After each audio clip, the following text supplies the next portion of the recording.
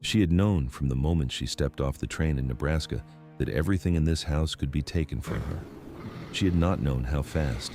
The afternoon light was the particular thin gold of late autumn, the kind that looks warm from a distance and is not.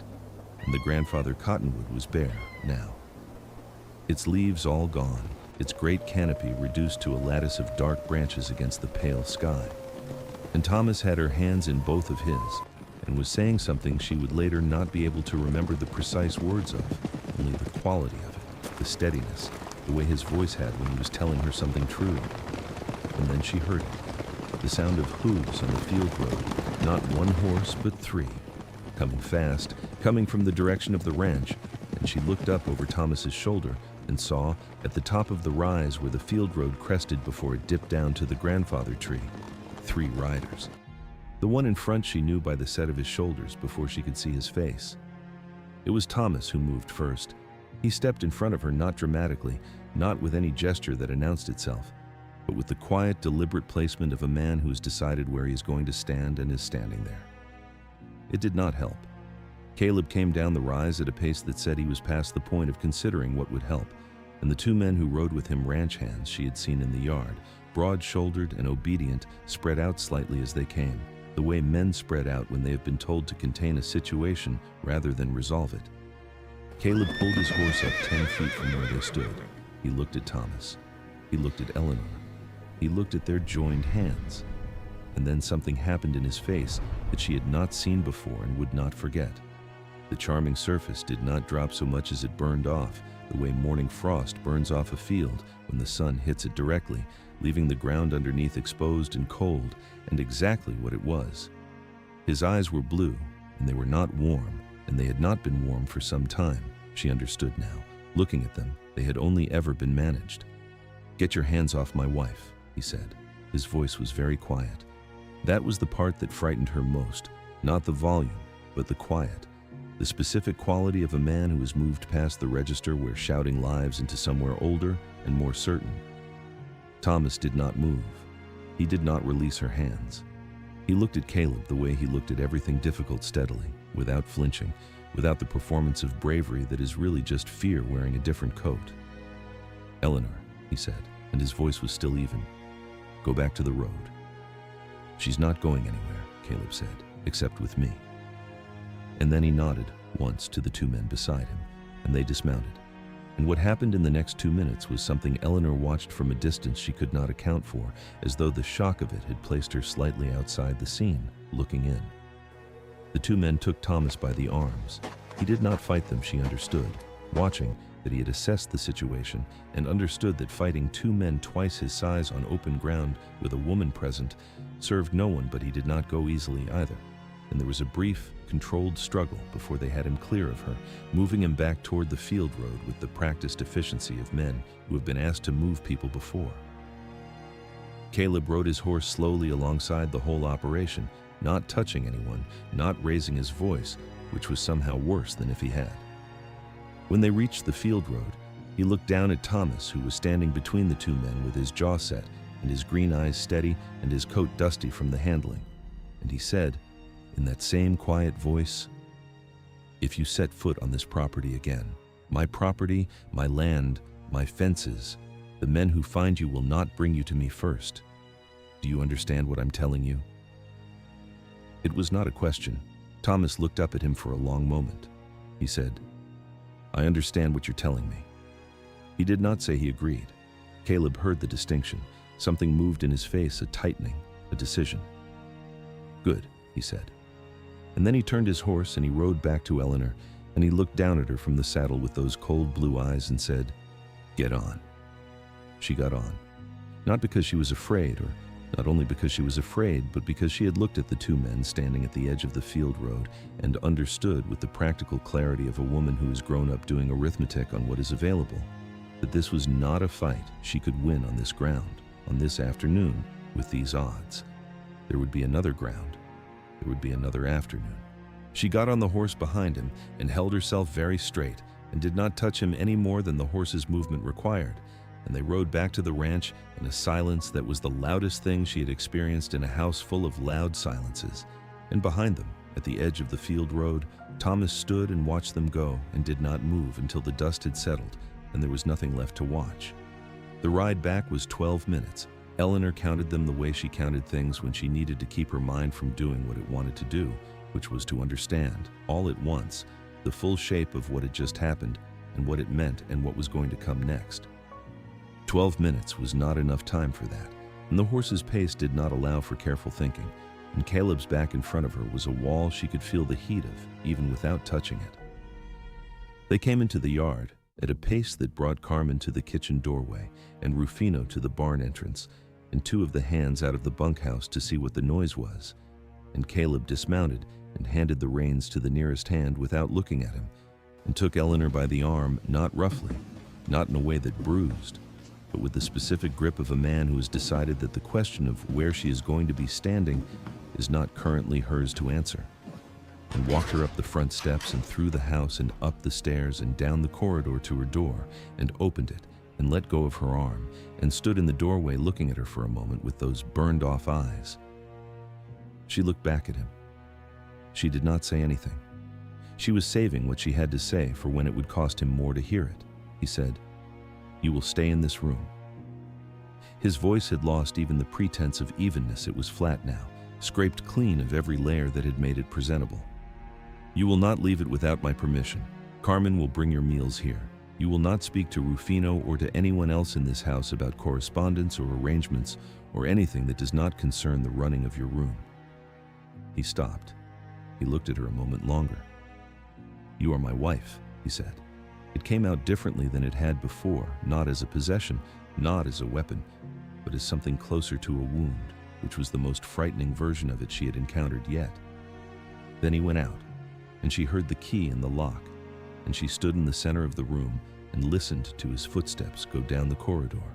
And when they were gone, she sat down on the edge of the bed and put her face in her hands and allowed herself, for exactly 60 seconds, to feel the full size of what had just happened. Then, she took her hands away from her face. She stood up. She went to the window. Caleb found his mother in the sitting room. He did not knock. Isabel looked up from the letter she was reading with an expression that assessed him in one glance and understood from the specific quality of his stillness that something had happened, and that the something was the kind that required managing rather than congratulating. She set the letter down. She folded her hands. She waited. He told her. He told her about the field road and the tree and the two joined hands in Thomas's face when the men took him by the arms, and he told it in a voice that was still too flat, still scraped too clean, the voice of a man who is holding something with both hands and is not yet certain of the grip. Isabel listened without interrupting. When he finished, she was quiet for a moment, and in that quiet, she did the thing she always did when she was thinking, moved one ring, slightly, on her right hand, the smallest adjustment in the world, which was the only outward sign she ever gave of internal calculation. "Good," she said finally. It was past time. She looked at him. "Thomas off the land is what we needed. Elias Pruitt's filing is less of a concern without a free man to pursue it in person." She paused. "But I need you to hear me, Caleb." Her voice was the voice she used when she was saying something she intended him to keep. "You are not your temper. You have never been your temper that has always been your advantage over everyone who has tried to move against this family. Don't give it away now." She looked at him directly with those cold, dark eyes that had been calculating the world since before he was born. "She saw you lose it. Thomas saw you lose it. Every man in that yard saw you lose it. You understand what that costs you?" Caleb looked at his mother for a long moment. Then he said, "It won't happen again." He said it the way he said things when he had decided them rather than felt them, which was the version of him she had always preferred. "No," she said, "it won't." She picked up her letter. "See to the house. I'll see to the rest." It was from the window that Eleanor saw Clara arrive. She'd been standing at the glass for most of the afternoon, not watching for anything in particular, or not admitting to herself that she was watching for anything, but positioned where she could see the long gravel approach and the front gate and the road beyond it, the way you position yourself when you have been taken out of the situation and need to see it from above. The wagon came up the road at a little past 4, a hired rig from the look of it, and the figure who climbed down from it was small and dark-haired and carried a single bag with both hands. And even from the second-floor window, Eleanor could see the quality of how she stood, not the way a person stands when they are arriving at a place they have been invited, but the way a person stands when they have decided to arrive somewhere, regardless of the invitation. She had her mother's posture and her father's jaw and 13 years of having been given nothing and having managed anyway. And she stood at the gate of the Reyes Ranch in her plain gray dress with her single bag, and she looked at the house the way Eleanor imagined she had looked at Thomas's letter, taking inventory, making calculations, deciding what she was going to do with what she had. Caleb came out of the house before the girl had taken 3 steps up the drive. Isabel was a half step behind him, which was unusual. Isabel did not typically follow anyone, but this, Eleanor understood from the window, was the kind of situation that Isabel had decided required her specific presence and her specific management. She watched Caleb stop at the top of the porch steps. She watched Clara stop at the bottom. She could not hear the words from the window, but she could read the shape of what was happening below her with the accuracy she had developed for reading things she was not supposed to see. Clara said something first. She said it looking straight up at Caleb, and from the way her jaw moved, Eleanor understood that it was not a question. Caleb's face did the thing it did when he was recalibrating the slight adjustment in the set of his expression, the assessment. He said something back. Clara said something longer. And then Isabel spoke one sentence from behind Caleb's shoulder, cool and precise and final. And Clara's face did something that Eleanor could see even from the second floor. It went very still, and then it went very cold. And she picked up her bag, which she had set down at some point without Eleanor noticing. And she turned and looked directly up at the house, at the windows, at the second floor, and her eyes found Eleanor's window. Eleanor did not step back. She put her hand flat on the glass. Clara looked at her for a moment.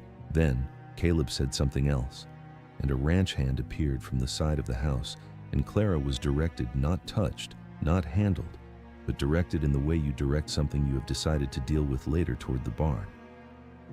Eleanor watched her go. She watched the barn door close. She stood at the window with her hand still on the glass, and she thought about a girl lying awake in a Lincoln dormitory with a letter under her mattress who had decided to travel on a name and nothing else, and who had arrived at the end of that name and found a barn. She thought, I put her there. Whatever else is true, I put her there. She went to the door and knocked on it from the inside and called for Carmen. Clara had been in worse places. She had been in colder. She knew this, and it did not help. The barn was clean, whatever else the Reyes Ranch was. It was well kept, and the animals were well tended, and the hay was fresh. There was a blanket that the ranch hand had brought without being asked, which she noted because she had learned to note things like that, small gestures from people who could not make larger ones. She sat on the hay with the blanket around her shoulders and her bag in her lap, and she looked at the barn wall, and she thought about what she had said to the man on the porch steps, and whether she should have said it differently, and decided, after brief consideration, that she should not have. She had said what was true, and she had said it to his face, and that was the only way her mother had ever taught her to say things, and she was not going to begin doing it differently at a Reyes Ranch. The man, her father, the word sat strange in her mouth. She had not yet decided whether she was going to use it, had looked at her with those blue eyes that were, she had to admit, remarkably like her own, and he had said, This house is not your concern, and neither are its inhabitants. And she had said, You made me a concern when you didn't send $1 in 13 years, and my mother died cold. And the woman behind him, the grandmother, the word was even stranger, had gone absolutely still in the particular way of someone hearing a truth stated at a volume and in a register they did not expect. She had not said it for the woman's benefit. She had said it because it was true, and because she was Edmund Hargrove's granddaughter in this one respect, even if she hadn't known it. She believed that fences needed to be called what they were. Now she sat in the barn, and she thought about the woman in the upstairs window, the one who had put her hand flat on the glass, and she thought about the letter which she had memorized, and about the phrase Thomas Reyes had used, You are not alone. She thought about that for a while. She was 13 years old, and she was sitting in a barn in Nebraska in November, and she was completely alone by any ordinary measure of the word. But she had memorized the letter, and she thought he meant it when he wrote it. She could tell the difference by now, from 13 years of practice, between words that were meant and words that were put in the right order for other reasons. He had meant it. She wrapped the blanket tighter. She waited. Carmen came to Eleanor's door at 5:30 with a tray, bread, soup, a cup of tea, and Eleanor took the tray and said quietly that she needed to speak to Don Caleb and that it was important. And Carmen looked at her with those guarded, practical eyes that gave away nothing and said she would pass the message. Eleanor sat at the desk and ate none of the soup and drank none of the tea and thought about what she was going to say and how she was going to say it and what she was willing to pay for the outcome she needed. She had never, in her life, asked for something for herself at a price she would not also have paid for someone else. She had asked for nothing from Sam Whitlock that she would not have given in return, and she had accepted Thomas's help in Kansas only when she understood that he was not spending anything he needed for himself. This was different. This was the first time she could remember standing at the edge of something that was going to cost her something real and permanent, and deciding that the cost was worth paying, not for herself, but for a girl she had never spoken to, who was sitting in a barn in the cold because Eleanor Hargrove had sent her a letter that said, in the plainest possible terms, come. She had sent the letter. She had been the reason. And the 13-year-old in the barn was not going to pay for Eleanor's reason. Caleb came at 7. He came in without knocking, which was the prerogative of a man who holds the key to a room, and he stood in the center of the doorway in his shirt sleeves with his arms at his sides and looked at her with those blue eyes that had burned off their surface that afternoon and not yet grown it back. He was not, she noted, charming. He was too tired for charming, or too angry still, or both. She was glad. She did not want to do this with the charm in the room. You wanted to speak to me, he said. Yes, she said. She remained seated at the desk, because standing would have made it a confrontation, and she did not want a confrontation. She wanted something harder to produce, an agreement. The girl in the barn, she said. He said nothing. She is 13 years old, Eleanor said. Her mother is dead. She came here on a train alone with one bag because a letter told her she had a father, and the father put her in a barn. She looked at him steadily. You know this is wrong. What I know, Caleb said, is that a girl I have no verified connection to showed up at my gate with a story. His voice was controlled, now the surface was coming back. She could see it rebuilding itself, layer by layer, which meant he had had time to recover, and she needed to move before the recovery was complete. You have every verified connection to her, Eleanor said. You have the letter, you have the ledger, you have Margaret Olson, who will say in front of a court exactly what she arranged and for whom. You have a girl with your eyes standing at your gate, she paused, and you have me. Caleb looked at her. His expression shifted fractionally, not the charming shift, not the managed warmth, but something more genuine and therefore more difficult to read. What does that mean? He said. It means, Eleanor said, that I understand what you want from this marriage. I am not a fool, and you are not a man who has ever taken me for one. She held his gaze. You want a real marriage, not the legal document, the real thing. A wife in this house who is here because she has decided to be here, not because a door is locked. She let that sit for a moment. You have been trying, in your way, since the breakfast table, the west pasture, the dinner table. I know what you have been trying for. Something moved in his face, surprise, and underneath the surprise, something raw, something that confirmed what she had suspected, that Caleb Reyes, for all the machinery of him, wanted to be chosen. It was the thing his mother had never quite understood, and his brother had never quite provided, and it was the engine underneath every performance he had ever put on. She was going to use it. She was not proud of that. She was going to do it anyway. I am offering you a real marriage, she said, a true one. My full presence in this house, in this life, as your wife. She let the silence make its own statement for a moment. In exchange, Caleb said very quietly. In exchange for what? You give that girl your name, Eleanor said. You acknowledge her. You bring her into this house as your daughter. You give her what you owe her, which is 13 years of everything. But since you cannot give her those back, you give her what you can give her now, a room in this house, a name, and the same provision you would give any child of your blood." She looked at him. "That is my price. It is not negotiable and it is not partial. All of it or none of it." The room was very quiet. Caleb looked at her for a long time. She could see him doing the arithmetic, not the arithmetic of feeling, but the arithmetic she now understood was his native language, the calculation of what was gained and what was spent, and whether the ledger balanced. She held his gaze and gave him nothing to read, and waited. And then slowly, in the way the genuine version of anything arrives slowly compared to the performed version, he smiled. Not the charming smile, something smaller and more real than the charming smile, which was, she thought, both better and worse. He said, "I'll need to speak with my mother." "Yes," she said. "You will." He was quiet another moment. Then he said, "Pakala, Anlastuk." It came out half in the language his mother used when she was being formal, and Eleanor thought it was probably the most honest sentence she had heard him say. He looked at her one more time, that assessing, calculating look that had been there since the platform, and was not going away but had, tonight, something different in it, and then he went out. She heard him in the corridor, moving toward his mother's sitting room. She put her face in her hands. She sat like that for a minute. Then she stood up. Isabel Reyes received her son in her sitting room with the curtains drawn and a lamp burning on the writing desk and the particular quality of stillness that she deployed when she had already decided something and was waiting for the conversation to catch up with her decision. Caleb told her what Eleanor had offered. He told her plainly, which was not always how he told his mother things, and she listened without the ring adjustment, which told him she had been thinking about this already. When he finished, she was quiet for longer than she usually was. "The girl," she said finally, "is a liability. She has already demonstrated that she is not manageable." What she said at the gate was true, Caleb said. Isabel looked at him. "What she said at the gate was true, and you know it, and I know it, and half the county will know it eventually if this continues to be contested."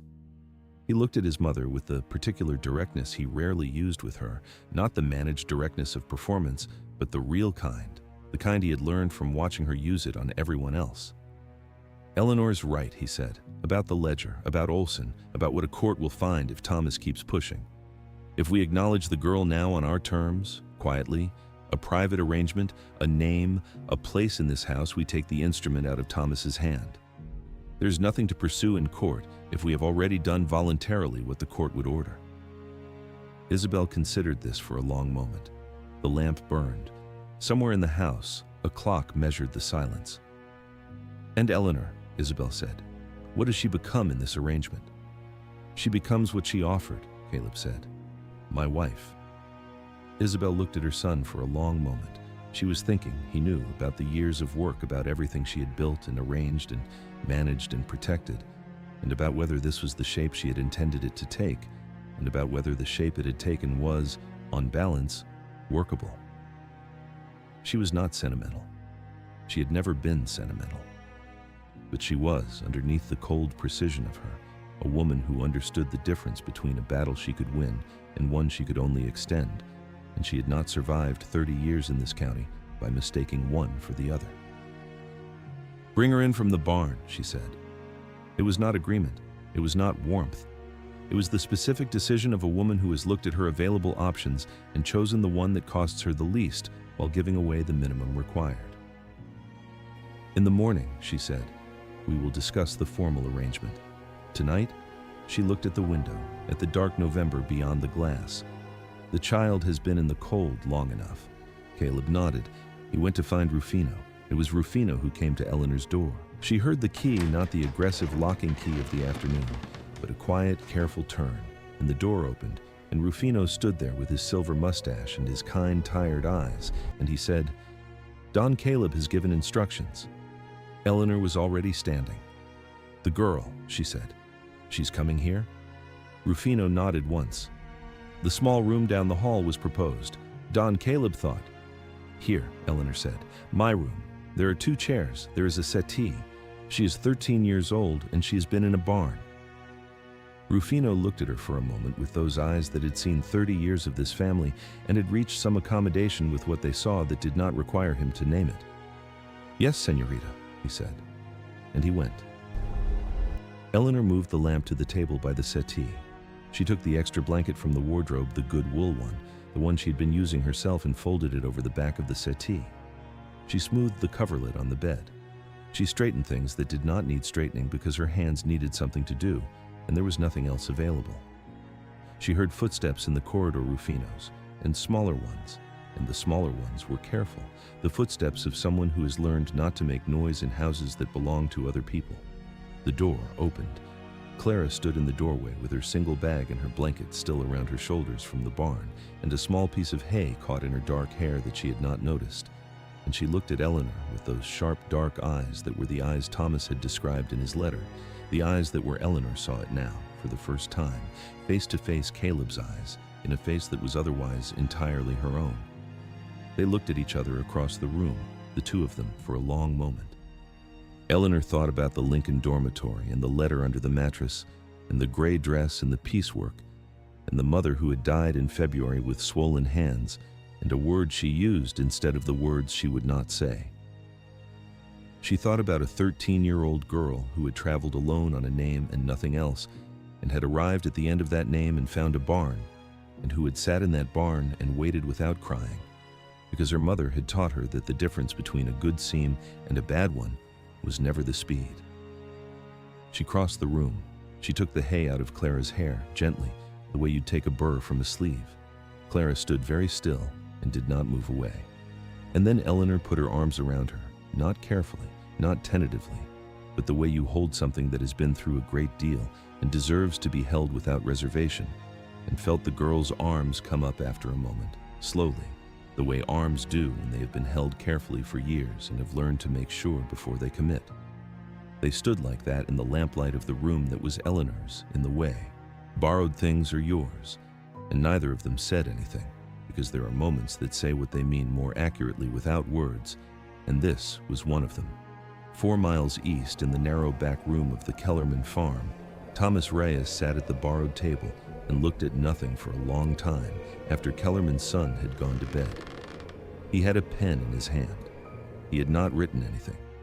He was thinking about the afternoon, about the field road and the cottonwood, and the two men in Caleb's voice saying the thing about his men, and seeing and not bringing him to him first, which was not the abstract threat of an angry man, but the specific threat of a man who knows exactly what he has and is prepared to use it.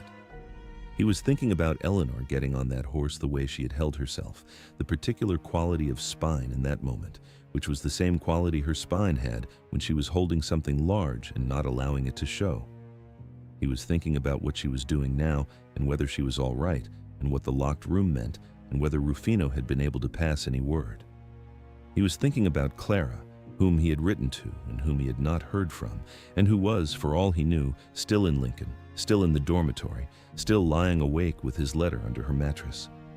He was thinking about patience, about his father's instruction regarding good horses and the cost of rushing, and he was finding it tonight in the particular aftermath of an afternoon that had taken several things from him that he had not budgeted for losing, almost completely unavailable. He did not write. He set the pen down. He pushed the chair back and stood and went to the window and looked out at the November night, at the flat dark plains under a sky that was clear for the first time in a week, with stars in it, and a half moon that was not much but was something. He could see at the far edge of what was visible in the moonlight the line of the road that ran west toward the Reyes Ranch. He could not see the ranch itself from here. It was 4 miles, and there was a rise between them in the dark.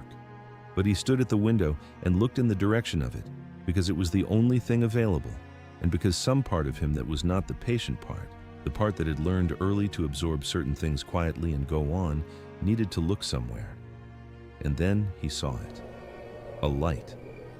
At the second-floor window of the ranch house, not a lamp moving or a candle being carried, but a steady, deliberate light, placed there and left there, the kind of light a person places in a window when they want it to be seen from a distance.